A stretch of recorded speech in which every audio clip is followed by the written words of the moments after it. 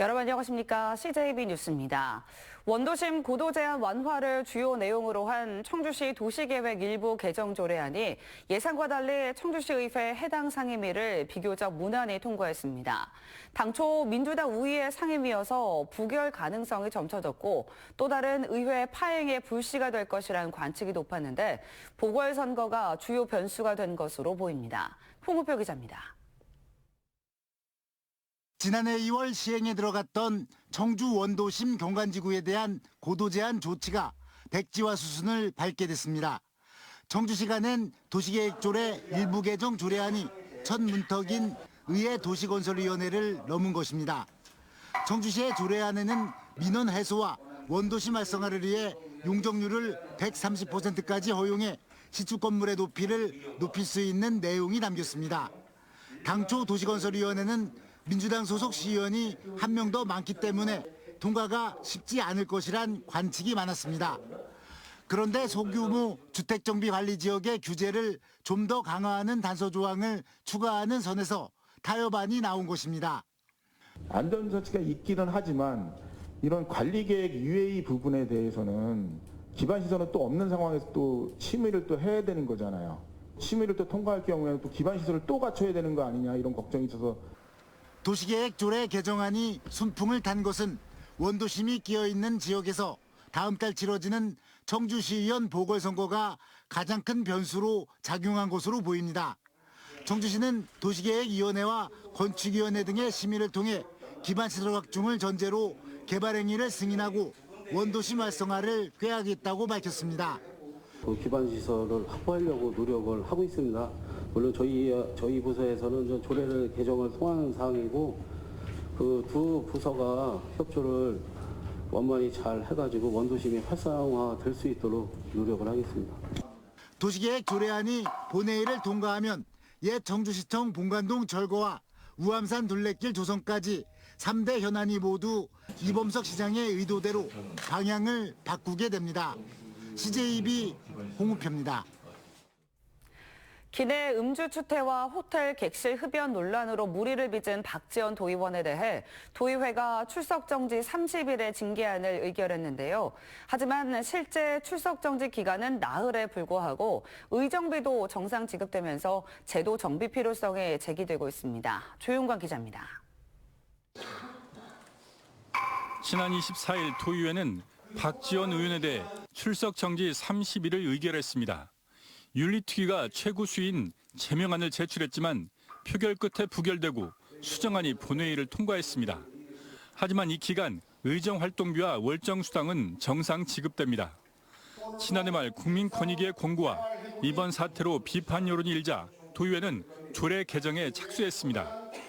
현재 구금 상태 이외에 출석 정지 기간에도 의정비와 월정수당 지급액을 일정 부분 감액하는 내용을 담아 조례를 개정하기로 했습니다. 의원들의 경각심을 불러일으킴으로 인해서 도민 여러분들께서 충분히 납득하고 수긍할 수 있는 그런 규칙들을 제정해 나가도록 하겠습니다. 반면 도의원 징계 또 하나의 논란거리인 비회기 기간도 출석 정지 기간에 포함하고 있는 상황은 개선되지 않을 전망입니다. 지난해 출석 정지 기간에서 비회기 기간을 제외하도록 개정한 도의회 회의 규칙이 상위법인 지방자치법과 충돌한다는 판례를 들어 도의회는 회의 규칙에서 관련 규정을 삭제할 방침입니다. 이렇게 되면 실제로 의회에 나오지 못하는 기간이 나흘에 불과한 박 의원의 사례처럼 논란은 이어질 수밖에 없습니다. 결국은 이번에 문제가 됐던 지방자치법 개정으로까지 이 부분들을 지방의회 스스로 요구하는 방식이 이루어진다면 그간 조민들이 지방의회에 대해서 느꼈던 불신이나 여러 부정적인 인식들을 좀 해소할 수 있는. 이런 가운데 박지원 의원은 이번 사태와 관련해 오늘 대도민 사과문을 발표할 예정입니다. CJB 조윤광입니다. 줄 세우기식 평가라는 비판을 받아온 기초학력 진단평가가 올해부터 변화를 맞습니다. 평가 대상과 과목을 확대한 충북교육청은 특히 2학기부터 AI 기반의 학생 맞춤형 방식을 도입하는데요. 일제고사 꼬리표를 떼어낼 수 있을지 관심이 모아집니다. 진기용 기자입니다. 기초학력 진단평가가 한창인 중학교 교실. 충북교육청은 진단평가 대상을 올해 초등학교 1, 2학년까지 확대했고 중학생은 국어, 수학, 영어에 과학 과목을 추가했습니다. 잘하던 친구들은 예전에 했던 것처럼 평소대로 잘하고 있었고 중간인 친구들은 한두 문제는 어려워할 수 있어도 수월하게 풀었고 이 정도면 진단이 잘 되는 거라고 생각하고 있습니다. 또 올해부턴 학부모와 성적을 공유할 수 있고 교장과 교감, 상담, 교과 교사가 학습 지원 대상 학생에 대한 지원 협의회도 열어야 합니다. 자체적으로 그 학습 이력 관리 시스템을 활용해서 1학년부터 3학년까지 그 향상도를 체크할 수 있습니다. 그래서 그런 점들이 달라진 점이라고 할 수 있습니다. 줄 세우기식 교육이라고 비판받는 진단평가를 학생 각자 수준에 맞는 학습 지원의 도구로 활용한다는 겁니다. 여기에 올해 9월 AI 기반의 진단검사 시스템 다차원 학생 성장 플랫폼을 시범 도입해 학생마다 맞춤형 문제를 내고 AI를 통한 학습 이력 누적 관리, 상담까지 가능하도록 할 방침입니다. 인지적인 영역뿐만이 아니라 비인지적 영역, 예를 들면 우리 아이가 학습 유형은 어떤지 또는 학습 저해 요인은 어떤 게 있는지 이런 부분까지 이미 도내 일부 학교에선 사설 AI 학습 프로그램으로 진단 검사를 실시하고 있는데 각자 수준에 맞춰 다른 문제지가 제공되고 결과 확인과 틀린 문제에 대한 심화 학습, 놀이 활동까지 가능합니다. 정말 재밌고 집에서 공부 안 해도 되고 엄마한테 칭찬받고 정말 재밌어요. 충북교육청이 전문 업체를 통해 곧 개발에 착수할 다차원 학생 성장 플랫폼은 사설 프로그램과 우선 경쟁해야 합니다.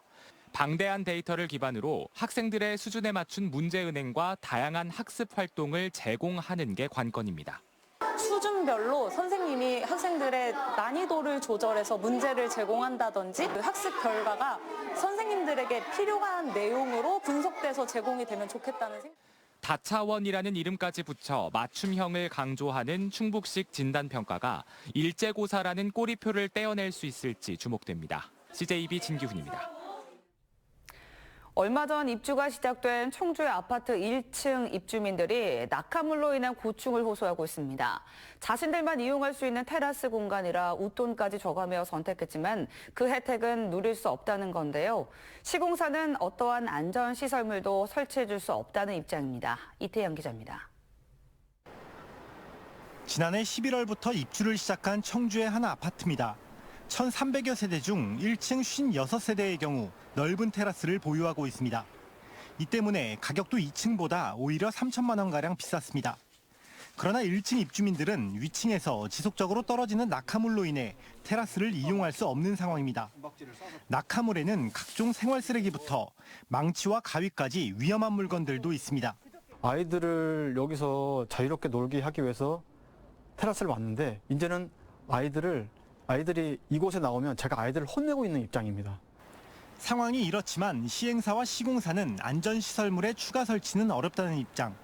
해당 테라스는 법적으로 공용면적에 해당돼 1층 외 입주민들의 의견도 반영돼야 하고 자치단체의 허가도 필요하다는 게 가장 큰 이유입니다. 또 낙하물에 대한 위험성은 분양 전 이미 입주자 모집 공고를 통해 사전 설명을 완료했다고 밝혔습니다. 그러나 입주민들은 이들이 문서를 통해서도 테라스에 대한 청소나 관리 책임을 해당 세대에게 미루고 있는 점 등 사실상 전용 면적을 인정한 셈이라며 그에 맞게 안전시설물 설치에 대한 의무도 시공사와 시행사에 있다고 주장합니다. 공간 사용할 수 있는 게 좀 마련이 돼야 되는데 이 3천만 원을 더 주고 산 테라스에서 저희가 할 수 있는 거는 쓰레기 청소밖에 없어요. 기대와 달리 안전상의 이유로 그 혜택을 누리지 못하고 있는 입주민들은 비대위까지 구성해 소비자원과 국민신문고 등을 통해 집단 민원을 제기할 방침입니다. CJB 이태현입니다. 충북시민대책위원회 등 4개의 시민단체가 SK하이닉스 LNG발전소 청주시민 감시단을 구성하고 환경위해 요소 감시에 나섰습니다. 이들 단체는 지역사회 대표 오염원인 민간 LNG발전소 건립은 막지 못했지만 건설 과정과 가동 등을 감시해 폐해에 대한 기업의 책임을 지속적으로 묻겠다고 밝혔습니다. 또 SK하이닉스 LNG발전소의 전반을 감시할 수 있는 조례 제정 운동에 나설 계획입니다. 충북학교 비정규직 연대회의가 오는 31일 총파업을 예고했습니다. 이들은 단일 임금체계 도입 등 임금체계 개편을 요구했지만 교육당국이 정규직과 임금 격차가 심화되는 상황으로 일관하며 노조를 총파업으로 몰고 있다고 주장했습니다. 또 급식 노동자 대체 인력 확충과 영어회화 전문 강사 등의 임금체계 개편을 촉구하며 교육감실 앞에서 농성을 벌이고 있습니다. 오는 31일 총파업으로 학교 급식과 돌봄의 일부 차질이 예상됩니다. 특유의 B급 감성과 재기발랄한 아이디어로 인기몰이 중인 충주시 공식 유튜브 채널 충TV의 구독자 수가 30만 명을 돌파했습니다. 전국 지자체 가운데 최초의 기록인데요. 이 책상에 발을 올리고 전하는 겸손한 감사 인사가 누리꾼들의 폭발적인 반응을 불러일으키고 있습니다. 이윤영 기자입니다. 충주시 공식 유튜브 채널인 충TV가 전국 지자체 최초로 구독자 30만 명을 달성한 데 대한 감사 영상입니다. 말은 겸손하지만 거만해 보이는 재치 있는 영상에 누리꾼들이 열광하고 있습니다. 현재 충TV의 구독자 수는 31만여 명으로 이미 충주시 인구 21만 명을 훌쩍 뛰어넘었습니다. 충TV는 시정 홍보는 딱딱하다는 고정관념을 깨고 B급 감성을 내세운 톡톡 튀는 영상을 올리며 대중의 이목을 끌었습니다. 이처럼 2019년부터 지금까지 충TV의 기획, 촬영, 편집까지 도맡아온 김선태 전문가는 200여 개의 독창적인 콘텐츠로 누적 총 조회수 1억 회를 돌파했습니다. 워낙 많이 사랑을 해주셔가지고 그러니까 제 능력에 비해 항상 과분하게 사랑을 받고 있다는 생각을 하고요. 그리고 앞으로도 더 그렇게 계속 저를 응원해 주셨으면 좋겠습니다. 그리고 충주시를 꼭 잊지 말아주세요. 네. 충주시 유튜브의 폭발적인 인기에 타 지자체와 기관, 기업들의 벤치마킹이 잇따르고 있습니다. SNS나 김선태 주무관을 보고서 그다음에 이런 시도를 한번 해볼까 해서 왔는데 이게 또 우리가 생각하던 것만큼 또 쉬운 작업이 아니라서 충주 홍보맨 캐릭터를 내세운 충TV가 예능 요소를 갖춘 콘텐츠로 대박을 터뜨리면서 제2, 제3의 충TV를 꿈꾸는 지자체도 늘어나고 있습니다. CJB 이윤영입니다. 최근 기후 변화에 따른 이상 기온으로 농작물 피해 위험성이 해마다 높아지고 있는데요. 농민들이 내 농장의 기상 정보를 손쉽게 확인해 대처할 수 있는 스마트 영농 플랫폼이 개발됐다고 합니다. 장원석 기자가 소개합니다. 봄을 시샘하는 영하의 꽃샘 추위로 인해 물을 공급하는 관로가 얼어붙은 양파밭입니다. 농민은 급한 대로 얼음을 깨고 출하를 앞둔 양파밭에 간신히 물을 대고 있습니다. 산 및 밭의 기온이 영하로 떨어질 줄 알았다면 관로의 물을 미리 빼놨을 것이라고 말합니다. 이 정도로 날씨가 갑자기 추워질 줄은 예상을 못한 거죠. 기후변화에 대처를 하지 못하면 농사를 아무리 예정지 정성을 들여놨어도 소득에 그 손실을 입을 수밖에 없다는 점.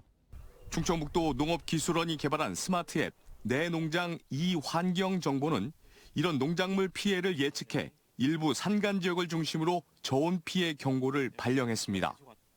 충북의 지형과 고도를 반영해 가로 세로 30m, 넓이 900제곱미터 단위로 세밀하게 기상 정보를 제공하기 때문에 가능했던 겁니다. 기존 기상청의 동네 예보는 25제곱킬로미터 내 읍면 단위로 제공돼 산과 계곡이 많은 충북의 농경지 특성상 정확한 기상 정보를 공급하기 어렵습니다. 스마트 앱 로그인만 해놓으면 내 농장의 병해충 발생 시기와 작물 생육 단계, 농약 정보까지 실시간 알림 서비스도 제공합니다. 모든 농장마다 작물의 생육 시기가 다 다르거든요. 그래서 그런 것들이 예측이 가능하기 때문에 적화나 적화 등을 본인 농장에 맞게 일정을 잡을 수가 있습니다. 스마트 영농 플랫폼이 최근 빈번해진 기상 이변을 이겨낼 수 있는 또 하나의 대안으로 떠오르고 있습니다. CJB 장원석입니다. 충북사회복지공동모금회가 5월 31일까지 청주 겹상동의 가족돕기 특별모금 캠페인을 벌입니다. 성금은 최근 청주의 한 산부인과에서 쌍둥이 출산 후 결핵성 척수염에 걸려 하반신 마비 증상에 빠진 산모의 의료비와 겹상동이 4명의 육아 비용으로 전액 지원됩니다. 부부는 2020년에 쌍둥이를 낳고 이번에 또 쌍둥이를 낳았으며 현재 남편은 4명의 아들을 돌보기 위해 육아휴직한 상태입니다. 고용노동부 청주지청과 한국전기공사협회는 전기 분야 우수 인력 양성과 일자리 미스매치 해소를 위한 전기 직무체험 협약식을 개최했습니다. 이번 협약을 통해 양 기관은 다음 달 10일부터 청주시 오송읍의 전기공사협회 스마트 전기안전 AI센터 등에서 총 5차례에 걸쳐 100여 명을 무료 교육할 예정입니다. 교육 참가는 고용노동부 청주지청을 통해 취업을 희망하는 누구나 참여할 수 있습니다. 에어로케이가 청주 공예비엔날레를 홍보합니다. 청주 공예비엔날레 조직위와 청주시 문화산업진흥재단, 에어로케이는 비행기 탑승객과 국내외 관람객을 대상으로 온 오프라인 공동 홍보를 하는 업무 협약을 맺었습니다. 에어로케이는 청주공항을 거점으로 지난 2021년 취항했습니다. 이상으로 CJB 뉴스를 마칩니다. 고맙습니다.